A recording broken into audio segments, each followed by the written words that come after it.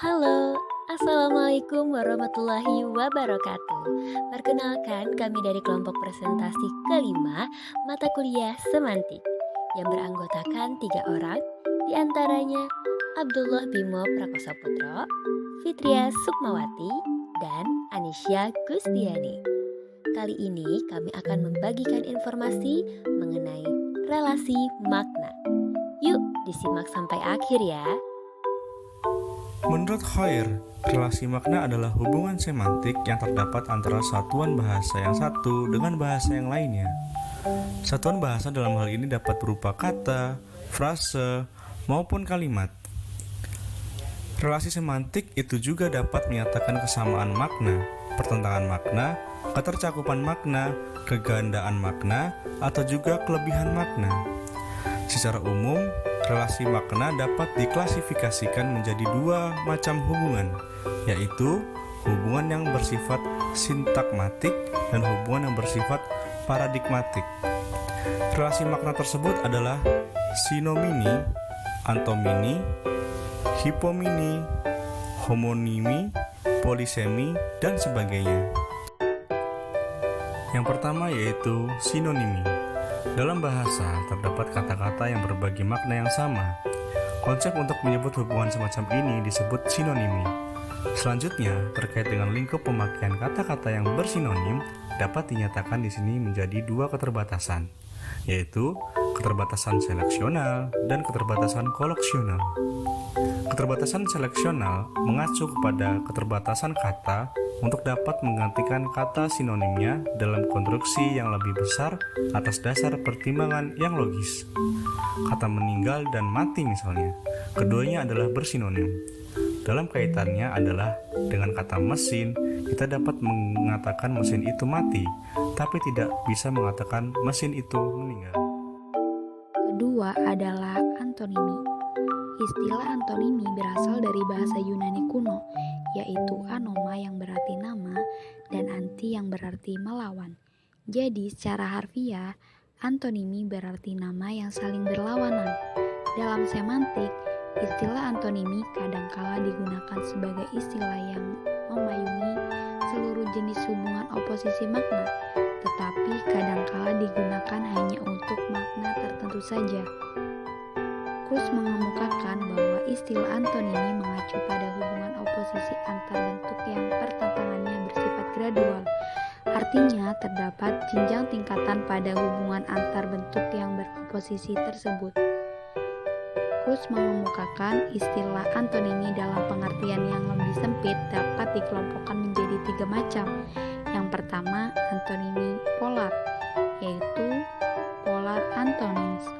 Artinya, antonim yang mendenotasi nilai secara relatif dalam dimensi tunggal untuk dimensi berat dan banyak, sedikit untuk dimensi kuantitas. Yang kedua adalah jenis antonimi tumpang tindih atau overlapping antonyms, yaitu antonimi yang memperlihatkan polaritas yang bersifat evaluatif dan dua arah. Sebagai contoh, kita bisa mempertimbangkan antonimi baik, buruk dengan antonimi tersebut. Kita dapat memahami bahwa ungkapan perangai Ahmad adalah baik dan juga tidak berarti bahwa perangai Kardi buruk. Bisa jadi perangai Ahmad buruk tetapi tidak seburuk Kardi, atau perangai Kardi baik tetapi tidak sebaik Ahmad. Yang ketiga, jenis antonimi seimbang atau equivalence antonyms, yaitu antonimi yang kedua kutubnya memiliki ukuran sendiri yang bersifat evaluatif, bersifat dua arah, tetapi tidak saling bertumpang tindih, seolah-olah setiap kutub memulai dari titik tertentu, dari nilai 0 menuju ke titik lainnya yang merupakan nilai maksimal dari sifat kutub tersebut. Di sini contohnya adalah ungkapan cuaca hari ini lebih panas dari hari kemarin, lebih mendekati arti cuaca hari kemarin panas, tetapi tidak sepanas hari ini. Daripada Cuaca hari ini dingin, tetapi tidak sedingin kemarin. Yang ketiga ialah hiponim. Kata hiponim berasal dari bahasa Yunani kuno, yaitu anoma yang berarti nama dan hipo yang berarti di bawah. Jadi secara harfiah, hiponim berarti nama yang termasuk di bawah nama lain. Secara semantik, Verhaar mengemukakan bahwa hiponim ialah ungkapan yang biasanya berupa kata, tetapi kiranya dapat juga berupa frase atau kalimat yang maknanya dianggap merupakan bagian dari makna suatu ungkapan lain. Yang keempat adalah homonim. Istilah homonim berasal dari Yunani kuno, yaitu onoma yang berarti nama dan homo yang berarti sama-sama. Secara harfiah, homonim berarti nama sama untuk benda atau hal lain. Verhaar mengemukakan pernyataan ini berarti pertama yang disebut homonim adalah dua buah nama atau lebih yang kebetulan sama. Setiap nama itu mengacu pada benda atau hal yang berlainan. Oleh karena itu, sejalan dengan konsep Verhaar, kita tidak bisa mengatakan homonim itu adalah kesamaan bentuk antara dua buah kata, atau bisa juga frase atau kalimat atau lebih yang tentu saja maknanya berbeda. Selanjutnya adalah polisemi.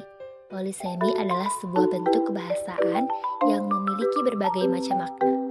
Perbedaan antara makna yang satu dengan makna yang lain dapat ditelusuri atau diruntut sehingga sampai pada suatu kesimpulan bahwa makna-makna itu berasal dari sumber yang sama. Krius dalam Jaya Sudharma memaparkan bahwa polisemi mempelajari satu kata, bentuk, atau struktur yang memiliki lebih dari satu makna. Pemahaman ini tumpang tindih dengan homonimi.